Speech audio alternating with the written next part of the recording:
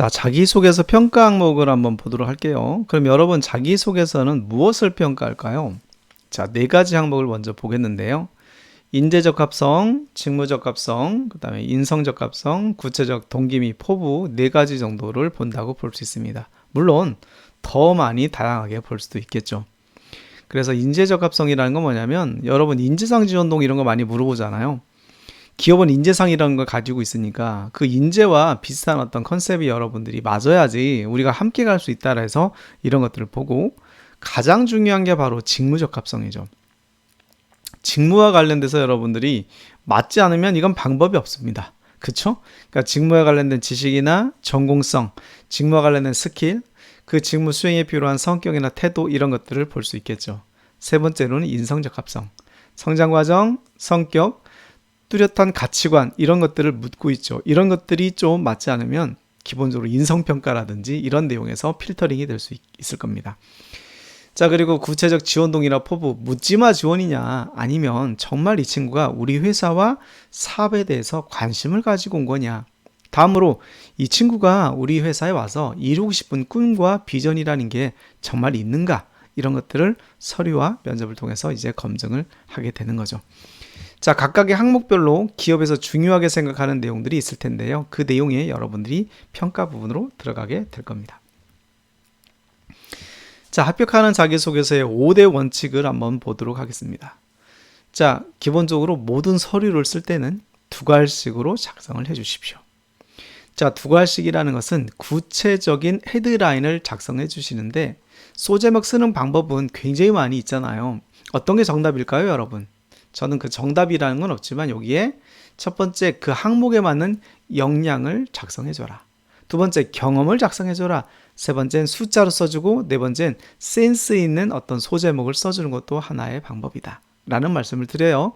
세부적인 내용들을 어떻게 구성하는지 이렇게 말하면 좀 잘 이해하기 힘들 수도 있으니까 뒷부분에서 다뤄보도록 하겠습니다. 두 번째, 읽는 사람이 보기 쉽게 쓰자 라는 건데, 자, 내용별, 주제별 명확한 단락을 구분해 주는 것도 중요하겠죠. 평가자들이 동일한 어떤 직급이나 동일한 사람들은 아니지만 기본적으로 서류를 볼 때 모든 사람들이 이 친구가 전달하고자 하는 의미가 무엇인가를 각각 정확하게 표현할 수 있도록 해줘야 돼요. A 면접관과 B 면접관이 여러분들의 소제목을 보면서 다른 생각이나 다른 느낌을 받게 된다면 이것은 기본적으로 잘못된 서류인 거죠. 그렇죠? 세 번째, 술술 익히는 자소서를 써야 됩니다. 제가 많은 서류를 보고 또 평가도 진행하지만 서류를 쓰다 보게 되면 무슨 말을 쓰고 싶어서 이렇게 길게 쓰는지를 모르는 때가 있어요. 그래서 술술 익히게 좀 스토리텔러가 돼가지고 재미나고 흥미진진하게 내가 어떤 경험을 했고 어떤 행동들을 하고 있고 그 글 속에 정말 여러분들이 그림이 그려지게 이렇게 써주는 연습을 해주었으면 좋겠다. 핵심 키워드로 써주시고 논리성과 통일성을 갖추게 써주면 좋겠죠. 앞서서 예를 들면 저는 책임감이 강합니다 이렇게 써놨는데 뒷부분으로 갈수록 책임감이 아니라 다른 이야기로 구성되는 경우도 많이 봤어요. 이렇게 일관성 있게 통일성 있게 써주는 것도 중요하겠죠. 나만의 강점을 어필하자. 이제 마지막 부분에 경험 부분들, 역량 부분들을 쓰는 스타 기법에 대해서 좀 더 세부적으로 설명하겠는데요. 이 스타 기법은 꼭 여러분들이 글을 쓸 때 기본적으로 갖추어 가야 되는 시츄에이션, 태스크, 그 다음에 액션, 리절트. 어떤 상황에서 어떤 과제가 있었고 어떤 행동을 했고 어떤 결과물이 나왔는지 이렇게 써주는 연습들이 또 필요합니다. 그리고 이제 기업이 원하는 인재라는 것, 회사 및 직무에 맞게 본인의 역량적인 부분들을 잘 작성해서 소재화시키는 작업이 굉장히 중요하겠죠. 자, 합격하는 자기소개서의 작성법에 관련된 부분들을 하나씩 살펴보도록 하겠습니다. 기본적으로 앞서 말씀드렸지만 소제목은 중요합니다. 때문에 헤드라인에 승부를 걸어라.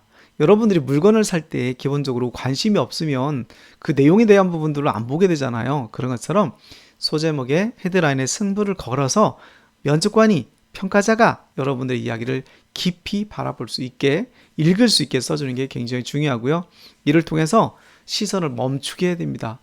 이 서류 봐라. 이 지원자 재밌게 썼네. 이 서류 봐라. 이 내용이 어떤 역량들을 어필하고 있네. 이런 느낌들을 줄 수 있어야 되겠죠.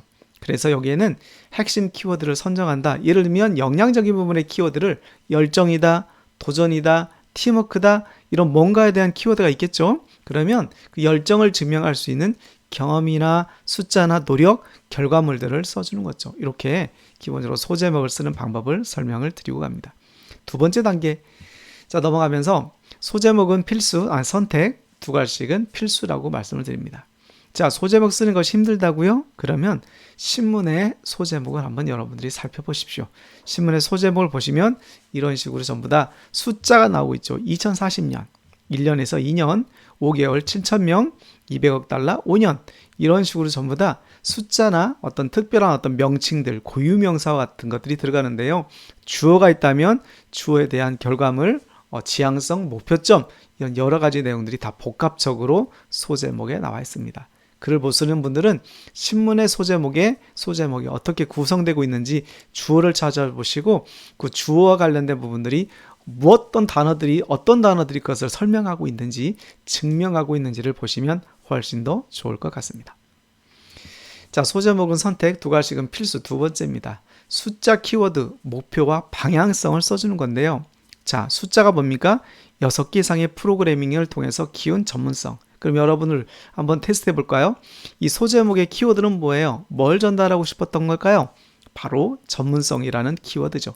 근데 여러분, 전문성이라는 것을 어떻게 증명하시겠습니까? 이럴 때 바로 숫자로 써줘라. 6개 이상의 프로그래밍.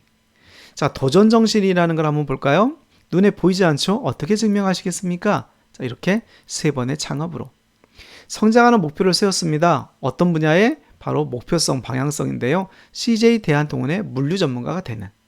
자, 인도 현지 생산공장 현지 총 관리자가 되는 비전, 현대자동차.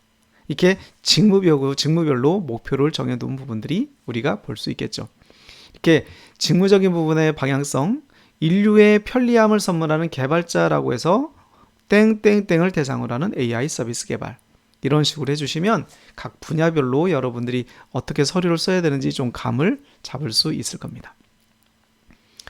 다음 한번 보실까요? 자, 물을 좀 한 잔 먹고 가도록 하겠습니다. 자, 숫자나 키워드, 역량이나 경험을 쓰는 방법을 좀 설명을 드릴게요. 자, 3개국, 글로벌 마인드를 30개국 세계인이라고 이렇게 나와 있어요. 이 친구는 어떤 걸 전달하고 싶었을까요? 여러분이 찾아볼까요? 바로 글로벌 마인드입니다. 눈에 보이지 않는 글로벌 마인드를 증명하기 위해서는 3개국에 거주해봤다, 30개국의 세계인을 만났다. 두 번째 내용 볼까요? 자신감을 증명할 수 있는 방법이 뭐가 있을까? 70만 원의 수익을 양말 판매를 통해서 해봤다. 근성을 증명할 수 있는 방법이 뭐가 있을까요? 818km의 산티아고로 가는 길을 횡단해봤다. 열정과 몰입은 뭐가 있을까요? 3박 4일 자취방에서 완성했다. 실험을. 자립심은 10번의 아르바이트. 설득하는 기술은 10번의 발표 경험. 여러분들이 작성해봤던 소제목과 어떤 차이가 있나요? 이런 내용들이 바로 가독성을 높여주는 방법들이라고 볼 수가 있습니다. 어렵나요, 여러분? 어렵지 않습니다. 처음에만 어려워요. 로직을 알면 되는데 여러분들이 서류를 어렵다고 생각하고 접근하면 아무리 쉬운 설명을 해주셔드려도 어렵게만 느껴질 테니까 이 강의를 잘 들으시면서 여러분들의 소제목에, 여러분의 자소서에 키워드가 무엇을 질문하고 있고 나는 어떤 역량의 키워드를 전달할 것인가, 그 전달하는 키워드를 설명하기 위해서 어떤 방법을 쓸 것인가를 여러분들이 고민을 해주시면 되겠죠. 자, 2단계입니다. 자, 2단계는 두 갈씩이에요. 두 갈씩 답변을 통해서 강렬한 메시지를 전달합니다.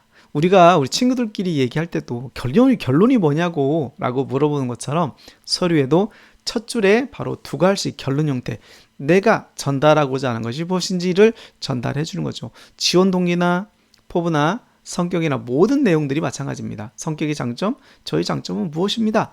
이런 식으로 써주고 가는 방법들을 말씀을 드리는 거죠. 자, 3단계는 본론입니다. 여러분이 주장한 성격의 장점이 무엇이다라고 하면 그 다음에 우리 친구들이 대화를 한다라면 뭘 물어볼까요? 그래? 나는 너의 장점을 잘 모르겠는데 너가 그러면 너의 장점을 한번 설명해 봐봐. 이렇게 하겠죠. 그러면 여러분들은 그때부터 여러분들의 장점을 언제 어떻게 발휘됐는지를 써주는 거죠. 스타 기법이 나오기도 하고 스타 기법이 아니더라도 스토리텔링으로 그대로 그 상황에 관련된 부분들을 재현하면서 역할과 행동 중심으로 써주시면 됩니다. 이렇게 경험의 시기 언제인지 모르잖아요. 제 성격의 장점은 이럽니다. 이런 장점은 늘 발휘되었습니다. 늘 언제죠?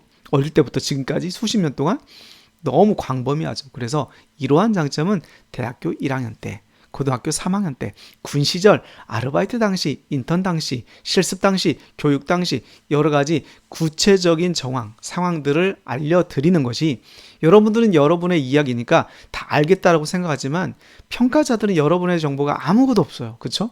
20몇 년 동안 여러분이 어디서 무엇을 했는지 모르기 때문에 늘 누구의 입장에서 평가자의 입장에서 상세하게 써주는 연습을 해주셨으면 좋겠습니다. 4단계는 마무리죠. 이야기가 다 끝났습니다. 우리 이야기가 끝나면 이래서 결국은 그렇게 됐는데 이렇게 됐어 라고 마무리를 하는 것처럼 서류상에서도 이런 끝맺음이 마무리가 되는 거죠. 이러한 경험을 통해서 어떻게 끝났고 무엇을 배웠고 어떤 각오가 있었고 무엇을 느꼈어. 이 경험을 통해서 나는 앞으로 이런 것이 중요하다고 생각했어. 앞으로 뭘 조심해야 되겠더라. 우리가 대화할 때 그런 것처럼 그런 내용들을 이 서류에 써주시면 좋을 것 같습니다. 자, 4단계 작성법에 관련된 부분들을 정리해서 한번 해볼까요? 여러분 한번 정리해 봅시다. 첫 번째는 소제목에 승부를 걸어라. 키워드, 여러분들이 전달하는 키워드를 넣으시는 거죠. 적극성과 원동력이라는 두 가지 키워드가 들어갔네요. 멀리뛰기 선수 선발과 학생 임원 활동을 한 게 무엇이다? 바로 적극성이다. 이 원동력이 바로 적극성이라는 얘기를 했죠. 그러면 면접관이 평가자들이 이 구직자를 바라보면서 자, 땡땡땡씨 멀리뛰기 선수를 했었어요? 학생 임원 활동도 하셨었나요? 벌써 경험이 나와 있잖아요. 소제목이 벌써 면접의 질문거리가 되는 거예요. 이런 식으로 써주시고 두 번째 어떻게 써라? 자, 서론 부분들은 두 갈씩 결론 형태로 한 줄을 넘지 말자. 보세요. 자세로 임했습니다까지가 한 줄이죠. 본론 3단계는 뭘 쓰라고 했습니까? 열심히 했다고 하면 적극적인 자세를 설명할 때 시기나 상황이나 노력이나 행동이나 경험들을 상세하게 써주라고 그랬죠. 이때는 경험과 여러분의 실제 사실과 노력 부분, 행동들을 같이 써주면 훨씬 더 좋을 겁니다. 마지막으로 결론적으로는 이 경험을 통해서 행동을 통해서 무엇을 배우고 무엇을 느꼈는지 어떻게 적용할 건지 어떤 각오를 써주면 된다. 그래서 글자 수를 500자 정도로 기준해서 써주게 되면 이게 기본적으로 여러분이 글을 쓰는 방법의 기본기라고 볼 수가 있습니다. 어떻게 여러분 제 설명이 좀 어렵나요? 이런 식으로 글을 써보는 연습을 해주시면 좋겠습니다. 자, 성격의 장단점 작성을 한번 봐볼게요. 자, 세방그룹에서 이런 게 있었네요. 교보생명이 있었고 또 홍익대학교가 있었고 LG상사가 있었습니다. 여러분이 지원하는 기업의 기업들은 성격의 장점 혹은 단점을 어떻게 묻고 있습니까? 그런데 다 비슷한 것 같아요. 그렇죠? 본인의 성격의 강약점을 기술해라 500자. 성격의 장단점을 교보생명의 인재상에 참고해서 작성해라. 그러니까 막 쓰지 말고 교보생명의 인재상을 확인하고 혹시 거기에 걸맞는 게 있으면 증명해봐봐 라는 뜻이네요. 홍익대학교라는 이런 대학교는 그냥 장단점 짧게 질문을 했고 LG상사는 장점, 단점, 성격의 장점 및 단점, 특기를 중요한 내용 중심으로 써달라는 이런 요구를 해 주셨습니다. 자, 결론적으로는 비슷한 얘기를 쓰게 될 건데요. 자, 또 볼까요? LG화학 특성과 성격을 장점과 보완점 중심으로 써달라고 했고 세방그룹은 강점과 약점을 각각 무엇인지를 써달라고 했고 키움증권은 장단점에 대해서 구체적인 예를 들어서 써라. 근데 예를 들기에는 500자 너무 작지 않나요? 어쨌거나 각각의 기업들이 요구하는 것은 여러분들의 성격의 장점, 약점, 업무적인 특기, 강점 이런 내용들을 인재상과 결부해서 쓰라는 다양한 요구들을 하고 있습니다. 자, 비슷하기 때문에 실제로 여러분들의 직무적 강점을 가장 먼저 찾으시고 그 내용을 어떻게 구성할 건가에 대한 고민을 해주시면 좋을 것 같습니다. 그러면 여러분 뭐가 보이나요? 짜잔하고 뭔가 나올 것 같지 않습니까? 여기서 보여주는 장점에 관련된 내용들을 보여드릴 텐데요. 보시고 나서 여러분들이 저 단어는 나와 맞는 거네 라고 하는 단어를 5가지만 한번 찾아볼까요? 이렇게 찾아봅니다. 수없이 많은 장점들이 있어요. 너무 장점이 다 나한테 맞는 것 같습니까? 그럼 여러분은 거의 인간이 아니에요. 도인입니다. 도인, 그쵸? 거의 어떤 그 종교적인 부분에서 지도자가 되실 분이고요. 하나도 없다라면 이거는 여러분이 뭔가 문제가 있는 거겠죠. 분명히 울림 단어가 있습니다. 여러분들이 딱 맞는 단어들을 한번 찾아보시고 그 단어들이 여러분의 직무와 연결되는지 첫 번째, 그 다음으로는 그 경험들의 키워드가 여러분의 경험 속에 있는지를 찾아보시면 됩니다. 제 화면이 몇 가지 이제 그 단어를 가리고 있어서 못 볼 수도 있는데 그런 부분들을 잘 감안해서 보시고요. 자, 두 번째 볼까요? 자, 이렇게 성격의 장점과 단점을 부정적인 측면과 긍정적인 측면으로 구분해 보니까 긍정적인 측면은 적극, 열성, 패기 있는, 이렇게 성격의 특성을 구분해 보니 이런 성격이 있는 사람들은 의욕적인 사람이구나. 그러면 여러분들이 키워드 쓸 때 적극적인 사람입니다, 열정적인 사람입니다, 패기 있는 사람입니다 라고 써도 되지만 하나의 키워드로 저의 성격을 한마디로 정의하자면 의욕적인 사람입니다. 이러한 의욕은 어떤 일을 할 때 적극적으로 참여해야 됐고 열성적인 태도를 보여줬고 패기 있는 태도로 연결되어 있습니다. 그 예를 들어보자면 이렇게 글을 구성할 수가 있겠죠.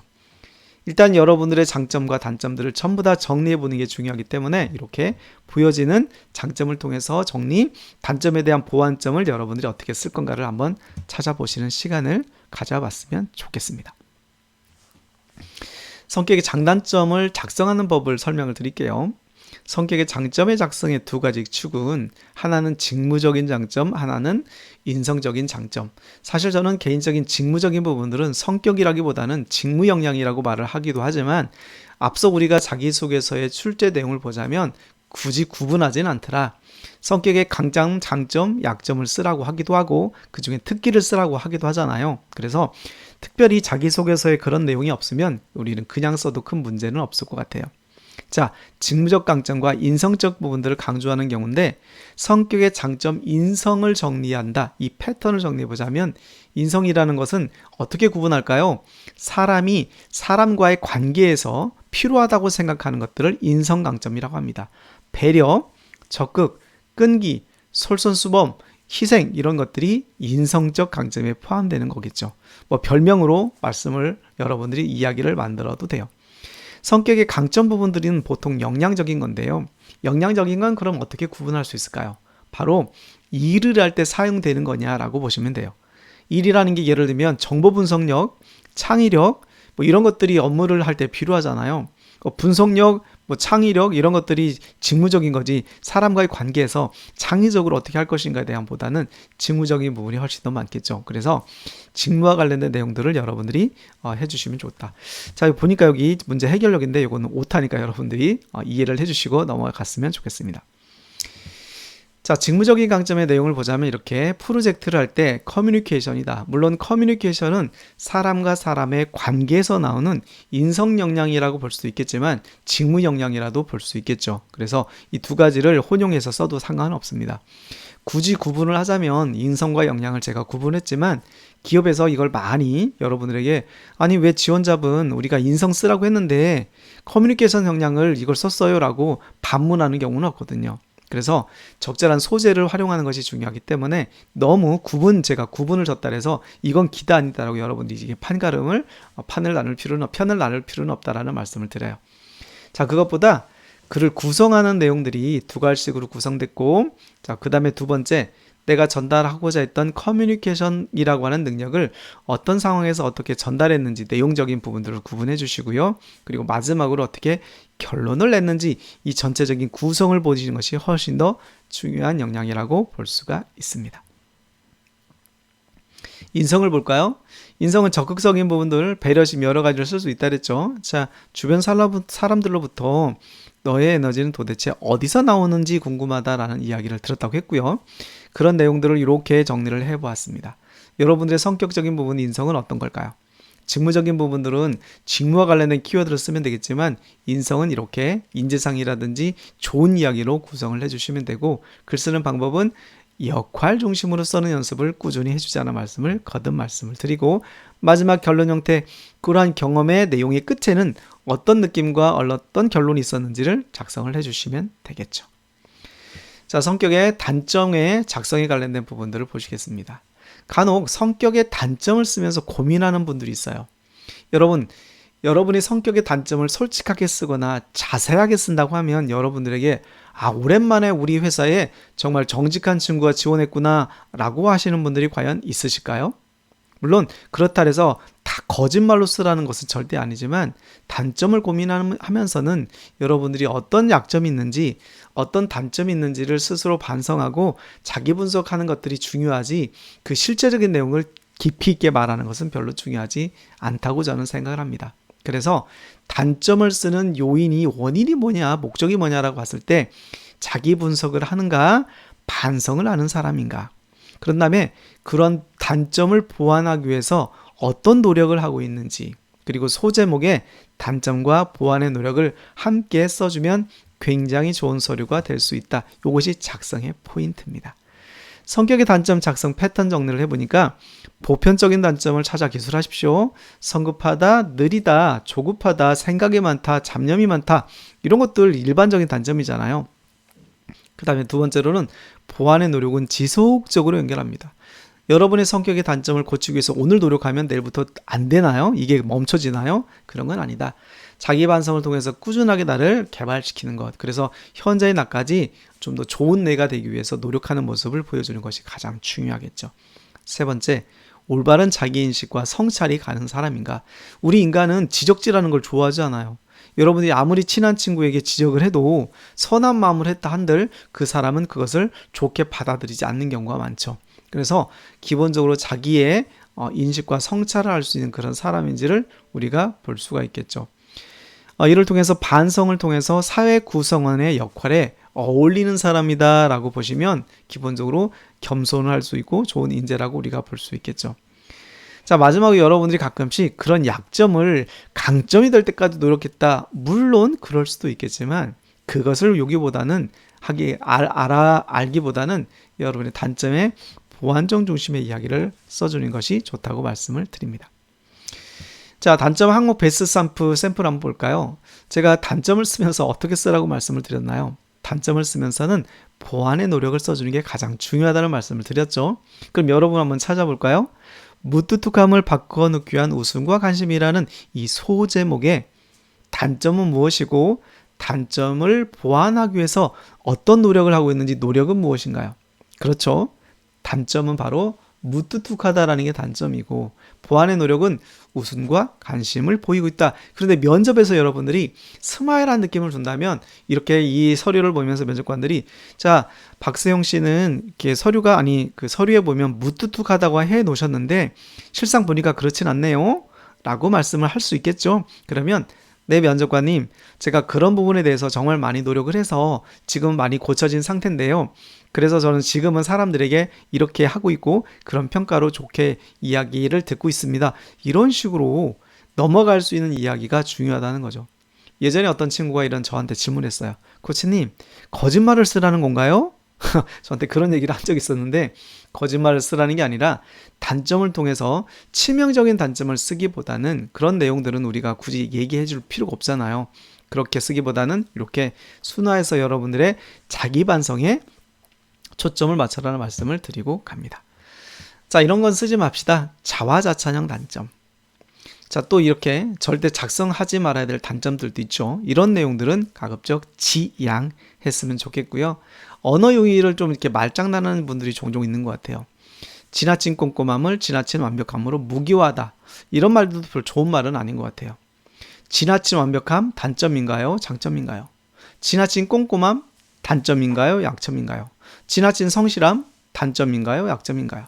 자, 지나친이라는 말이 마치 들어가면 뭐든지 단점인 것처럼 여러분이 생각하시지만 여러분 일을 할 때는 지나치게 꼼꼼해야 되겠죠? 지나치게 완벽해야 됩니다. 지나치게 성실할 필요가 있어요. 다만 전제되는 게 뭡니까? 지나치게 완벽하고 지나치게 꼼꼼할 때는 일을 좀 더 빨리 하고 속도 전이해서 속도가 필요하겠죠. 그 속도의 경쟁력을 갖추는 것이 중요하지 그것이 실제로 업무에 치명적인 단점이 되지는 않는다. 이렇게 주객이 전도되는 부분들은 여러분들이 잘 판단을 해서 어떤 것이 장점이고 단점인지를 구분해 주었으면 좋겠다는 말씀을 드립니다. 자, 자기소개서 작성을 위한 경험 정리 방법을 설명을 드릴게요. 여러분들 경험들을 정리하라면 얼마나 많은 경험이 있을까요? 그래서 제가 공부를 할 때 보니까 인간의 경험들, 우리 한 사람 한 사람을 인간 도서관이라고 표현하는 우리 교수님이 계셨었는데, 여러분들의 경험이 전부 다 도서관이에요.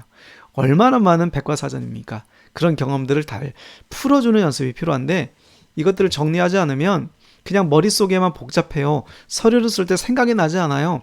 쓸 듯 말 듯, 긴가민가 생각이 나지 않고 정리가 되지 않아서 뒤죽박죽 되는 것을 여러분이 경험해 볼 수 있을 겁니다. 그래서 그런 경험 정리를 하는 것이 중요한데, 자, 자기소개서 평가 항목이 직무적합, 가치관, 성격 파악, 지원 동기, 입사 포부, 인재상, 핵심 가치 이런 것들을 본다고 했으니까 이런 내용들을 어떻게 표현할까를 고민해 주시고 여러분들이 하나씩 정리를 해보는 거예요. 그냥 막 정리하지 말고 처음에는 하나씩 매칭을 해주는 작업을 해주시면 되겠죠. 그러면 이런 내용 가지고 면접관들은 실제로 점수를 주실 텐데, 자, 이거 한번 볼게요. 자, 그럼 평가 항목들이 그럼 어떻게 전개됐는지를 다시 한번 살펴보도록 하겠습니다. 자, 그런 내용들이 정리된 다음에, 자, 기업에서 지원 동기부터 해가지고 다 나오는데 그런 내용들을 정리해서 집어넣는 작업을 해줘야 되겠죠. 지원 동기를 한번 볼까요? 자, KT를 봤더니 지원 동기와 입사 포부가 있고 전문성을 발휘한 경험이 있느냐고 물어보네요. 두 번째, 핵심 역량이 뭐냐고 물어보니까 이건 전통적으로 뭐예요? 직무 지원 동기를 묻고 있네요. 세 번째, 역량이죠.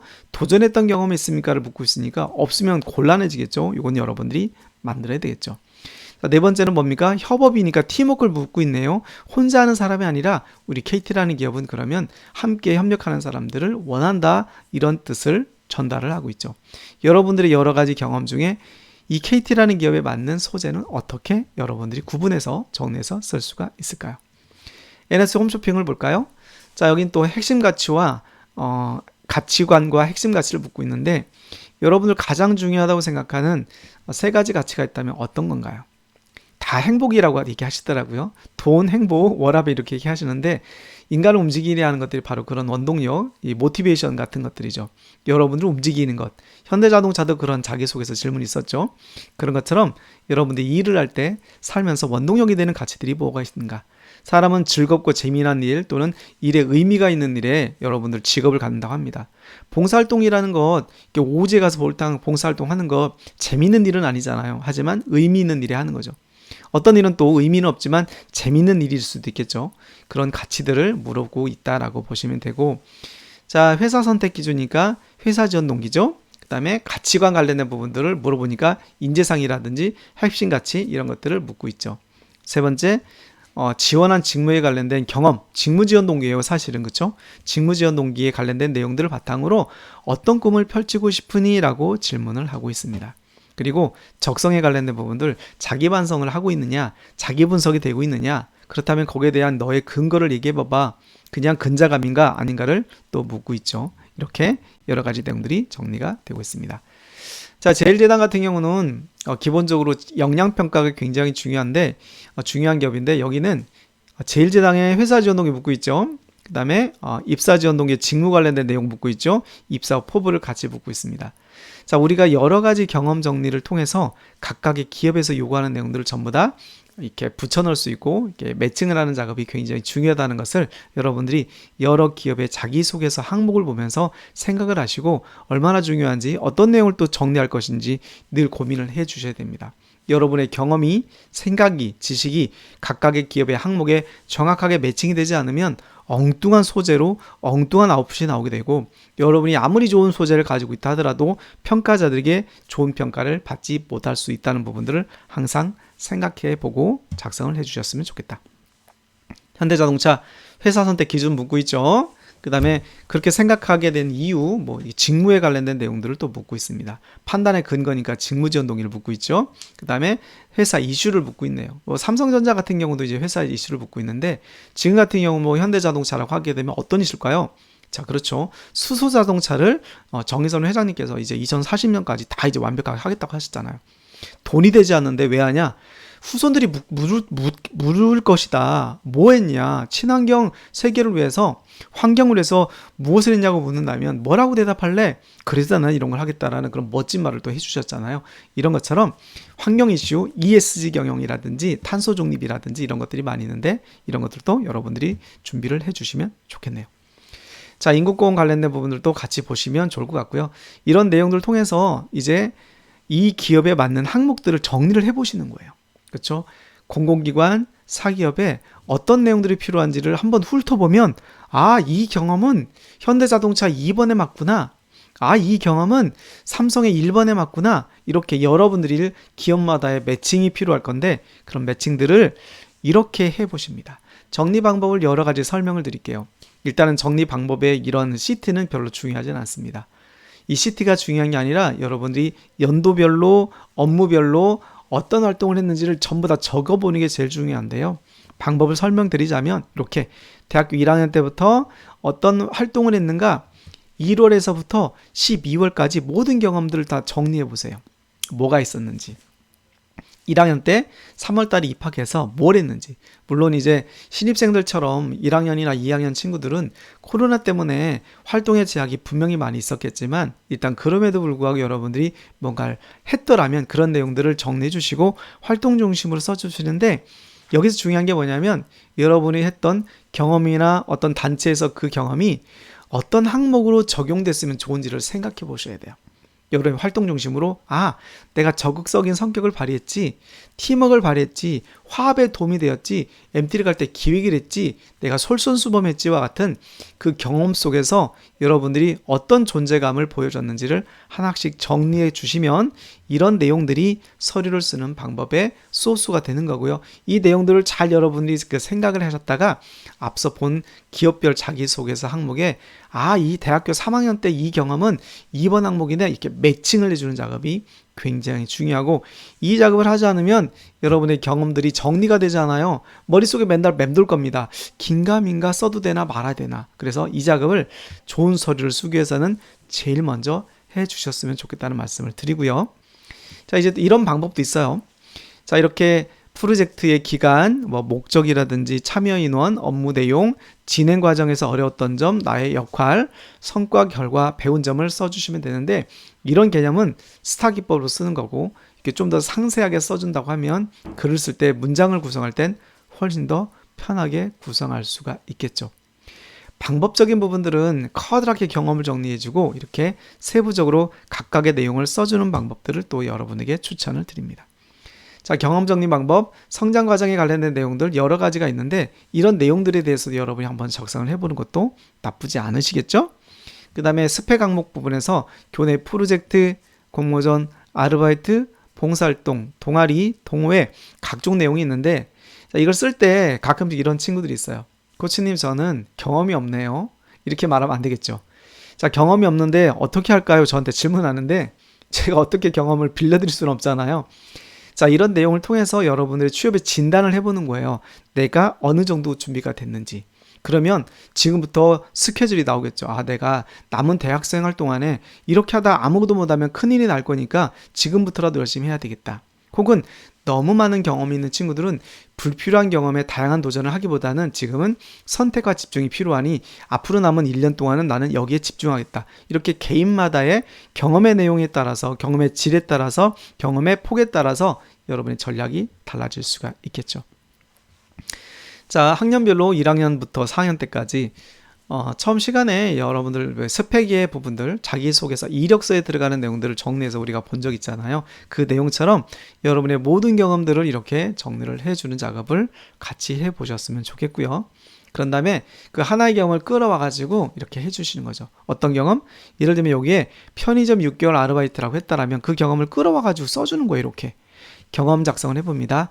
배경, 행동, 결과, 의미, 역량 분석, 이것이 지식이나 기술이나 태도로 본다면 어떻게 활용할 수 있을까?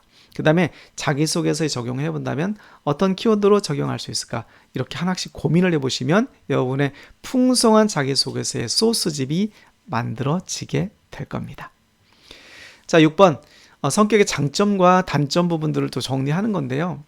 여기서 앞서서 제가 지금 계속 말씀드리는 것들은 다 똑같이 할 필요가 없습니다.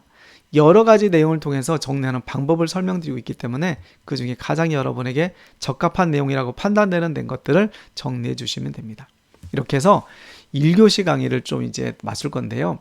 1교시 강의는 자기소개서에 대한 항목별 분석을 해봤고 여러분들의 경험 정리하는 방법들 그리고 그런 경험 정리를 어떻게 세분화해서 좀 더 서류와 밑단까지 하는지 이런 것들을 설명드렸어요.